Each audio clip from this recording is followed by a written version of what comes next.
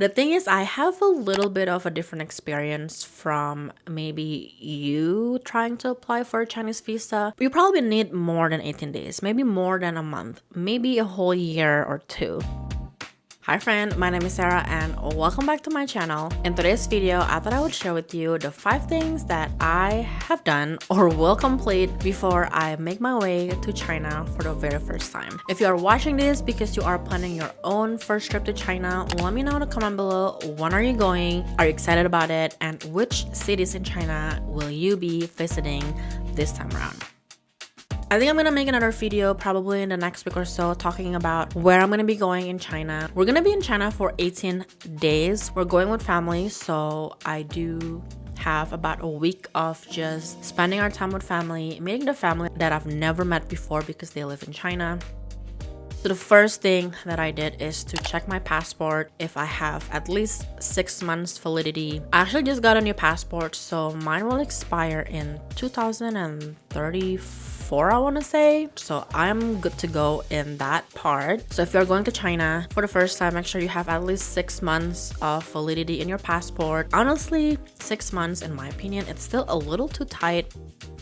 So the next thing that I said I was going to talk about is the Chinese visa. I think almost everybody has to apply for a visa. If you are coming from the US, there are actually a few different Chinese embassy here in the US. So depending on which state you live in, you have to apply at a specific office. And because I do live in Nevada, I live in Vegas, the embassy that I need to apply my visa to is the one in San Francisco. The thing is, I have a little bit of a different experience from maybe you trying to apply for a Chinese visa because my sister-in-law knows a travel agency that can help me as well as her family to apply for a Chinese visa that is not as complicated. I will leave a link down below for the official Chinese embassy website in San Francisco, and it kind of breaks down all of the things that you need to apply for a Chinese visa, and they are making it actually pretty easy for people who want to travel to China to get a visa. Before these changes happen, you have to make sure that you have a hotel confirmation, a flight confirmation. I believe you only need a letter of invitation from a friend or a family member who live in China. And like I said, I don't have the experience of submitting my visa myself because my sister-in-law helped me and she did use a travel agency. So if you want a less complicated visa application process, make sure to ask maybe your family or your friends who have been to China before if they have a travel agency that they use to apply for the Chinese visa. That would make your life easier. It is technically not super complicated. You can probably do it on your own, but it is definitely easier with a travel agency. If you have traveled to China recently and you applied for the Chinese visa recently, how did you do it and how did you get it? Was it just through a travel agency or did you actually do it on your own? And let me know how that experience go in the comments below. Hi friends, Sarah's here and I'm so sorry to interrupt today's video, but I just want to come on here really quickly to announce that I have a new freebie that you can download today. I have been sharing a lot of my recommendations and tips on how to go about planning your very first trip to Japan, and I created a very simple 12-day Japan itinerary that was inspired from my own trip to Japan. If you want to go check it out, the link will be down in the description box below. And now let's get back to the video.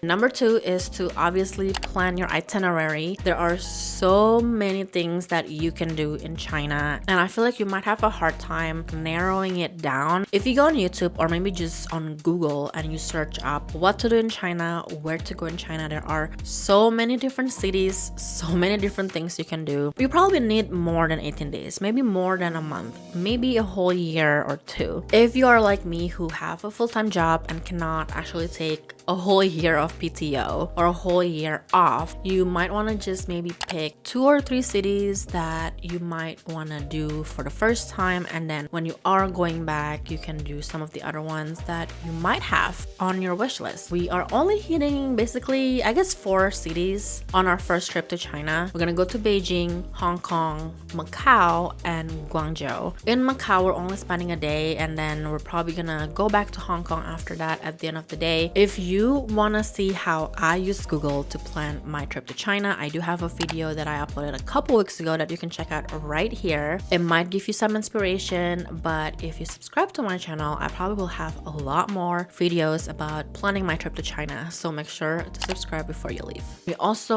obviously want to make sure that you book your hotel and your flight to China. I do want to make another video about how I book my hotel and flight because of course I am using my miles and points to book most of them. I do pay cash for a few, so I want to break down all of the costs and the points that I use for all of my accommodations in China. And of course you might want to research the best time to go to China. We are going in the middle of summer, which might not be the best time to go. We are going in the summer because my niece is in school. We are planning a whole family trip, so my sister-in-law wants her to obviously join in, and she doesn't want her to miss a lot of school days because we're gonna be there for 3 weeks. I usually don't travel in the summer because I know it is hot everywhere except for maybe a few regions in the world that might have mild temperature, but because summer is everyone's vacation from school or holiday from school, I just don't go in the summer because it's expensive and there's gonna be a lot of people. I like to travel in like the off season, maybe May or October, November even. The next thing that you want to figure out is how to pay for stuff in China. If you have been doing your own research, you might know that China is basically has a cashless system. Everywhere you go, you can either use WeChat Pay or Alipay to pay for food, goodies, services even, and even transportation. So make sure you do figure out how to add your international credit card into WeChat Pay and Alipay. My sister-in-law did help me to figure out how to add my credit card into WeChat Pay, and I do have Alipay downloaded as a backup just in case my WeChat Pay does not work. I don't really expect to use a lot of cash in China, but I do expect to use some cash in Hong Kong because from just Google reviews or from people's YouTube videos while they are traveling throughout Hong Kong, they do still take cash, and some restaurants even only take cash, no credit card, no electronic payment. So I do have my Charles Schwab debit card with me so I can take some money out while I'm in Hong Kong. I probably will take some money out in China as well just in case I need some cash. The next thing you should definitely figure out is how to stay connected in China. Some apps and some products do not work in China. For example, Google does not work in China. I heard TikTok also doesn't work in China. Some people do need access to those apps while they're traveling. Maybe you are traveling for work and you do need access to your email or programs or whatever it may be. You kind of need to figure out either a VPN to be able to use those apps and website, or I'm actually gonna get an eSIM from Airelo. I've watched a couple YouTube videos mentioning and recommending an eSIM from Airelo, and apparently in China, when you do get the SIM from Airelo, the company is not physically located in China, so the data that you get that you purchase from Airelo kind of act as your VPN as well, so you'll be able to access YouTube, Instagram, Google, Gmail, or whatever it may be. And it is actually pretty affordable. I think for a whole week of data, it's 1 gig. It's only, I want to say $5. And if you want to use my code right here, you get $3 off for your next eSIM purchase. So you only spend $2 for a whole week of data, which is, I think, something I've never heard of here in the US. Before moving on to the next thing in the video, I just want to interrupt this video really quickly just to invite you to subscribe to my channel. I think 98% of you who are watching my video is not a subscriber, and I would love it for you to subscribe to my channel so you won't miss any of my future videos about Japan, about cruising, travel hacking, and so much more. I hope to see you on the next one, and now let's get back to the video.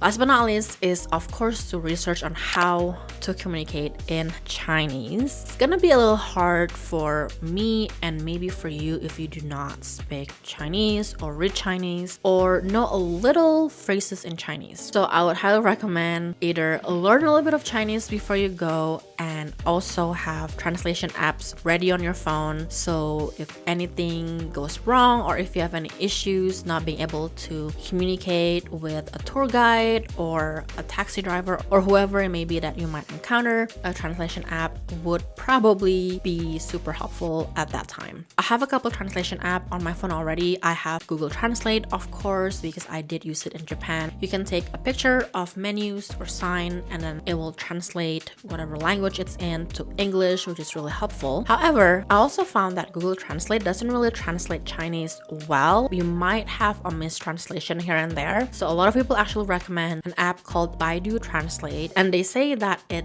does translate Chinese to English and English to Chinese better, and it has pretty similar features to Google Translate. You can type in words to translate, you can speak to your phone, you can also take a picture, and probably a lot more. I haven't really played around with it, but I just downloaded it. I know how to use the basic features, and that's all for now. I'm definitely gonna do a little bit more digging with the app because I'm not super familiar with it. What are some of the other things that you did to prep for your first trip to China? If there's anything that I didn't mention here in the video, make sure to leave them in the comment below. If you want to see all of the apps that I've downloaded for this specific trip to China, make sure you watch this video next, and I will see you on the next one. Bye!